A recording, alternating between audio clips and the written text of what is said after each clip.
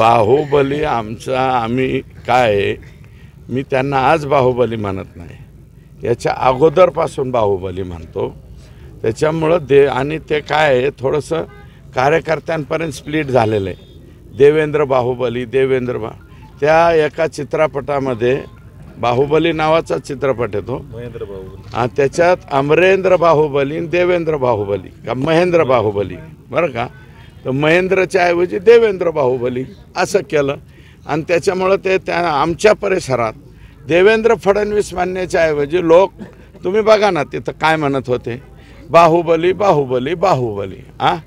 आणि बाहुबली चित्रपटातले ज्या स्टाईलमध्ये घोषणा देतात, मला वाटतं आष्टीकर त्या स्टाईलमध्ये घोषणा देत होते.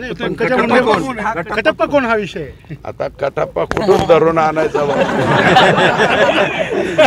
शोधावा लागेल कटप्पा आपल्याला. शोधू काही दिवसाच्या.